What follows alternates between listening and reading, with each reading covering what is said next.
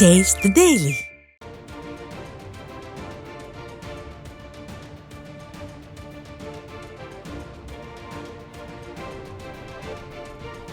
தற்போது அண்மை செய்தி. மக்களவைத் தேர்தல் முடிவுகள் குறித்து நாடாளுமன்ற தொகுதி வாரியாக அதிமுக நிர்வாகிகளுடன் இன்று 3வது நாளாக கழக பொதுச் செயலாளர் ஆலோசனை மேற்கொண்டு வருகிறார். அதனுடைய காட்சிகளை பார்த்துக் கொண்டிருக்கிறோம். புரட்சித் தலைவர் எம்ஜிஆர் மாளிகையில் கழக பொதுச் செயலாளர் தலைமையில் ஆலோசனை கூட்டமானது தற்போது நடைபெற்று வருகிறது.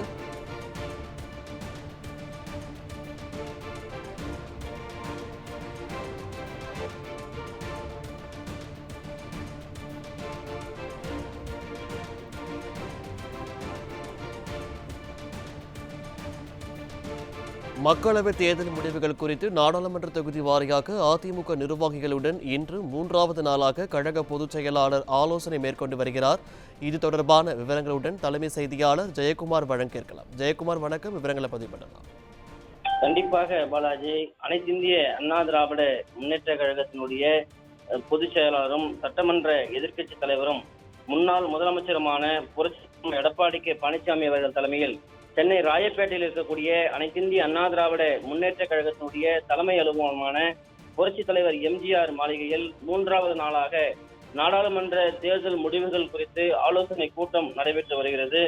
இந்த ஆலோசனை கூட்டத்தில் இன்றைக்கு அரக்கோணம் நாடாளுமன்ற தொகுதிக்குட்பட்ட திருத்தணி, சோளிங்கர், ராணிப்பேட்டை, ஆற்காடு, காட்பாடி உள்ளிட்ட தொகுதியினுடைய முக்கிய முடிவுகள் குறித்து அந்த நிர்வாகிகளோடு ஆலோசனை கூட்டம் நடைபெற்று வருகிறது. இந்த ஆலோசனை கூட்டத்தில் முன்னாள் அமைச்சர்கள், நாடாளுமன்ற சட்டமன்ற உறுப்பினர்கள், அதே போன்று கழகத்தினுடைய மாவட்ட செயலாளர்கள், தேர்தல் களத்திலே போட்டியிட்ட வேட்பாளர்கள், அதே போன்று பல்வேறு கிளை மற்றும் பகுதி வட்டம் உள்ளிட்ட நிர்வாகிகள் என இந்த ஆலோசனை கூட்டத்தில் இடம்பெற்றிருக்கிறார்கள். ஏற்கனவே கடந்த 5ஆம் தேதி மக்களவை பொதுத் தேர்தல் முடிவுகள் குறித்து நாடாளுமன்ற தொகுதி வாரியாக கழக நிர்வாகிகளோடு ஆலோசனை கூட்டம் நடத்தப்படும் என்று அனைத்திந்திய அண்ணா திராவிட முன்னேற்ற கழகத்துடைய பொதுச் செயலாளர் புரட்சி தலைவர் எடப்பாடி கே பழனிசாமி அவர்கள் அறிவித்தார்கள்.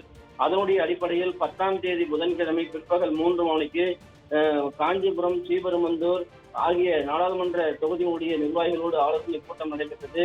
நேற்று வியாழக்கிழமை காலை 9 மணிக்கு சிவகங்கை நாடாளுமன்ற தொகுதியுடைய நிர்வாகிகளோடும், 11 மணிக்கு வேலூர் நாடாளுமன்ற தொகுதி நிர்வாகிகளோடும், பிற்பகல் 3:30 மணிக்கு திருவண்ணாமலை நாடாளுமன்ற தொகுதி நிர்வாகிகளோடும் ஆலோசனை கூட்டம் நடைபெற்றது.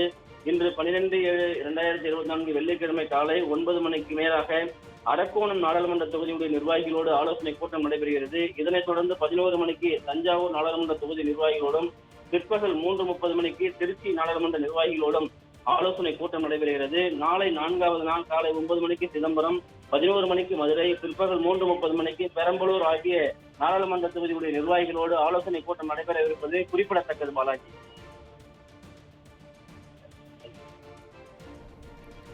விவரங்களுக்கு நன்றி ஜெயக்குமார்.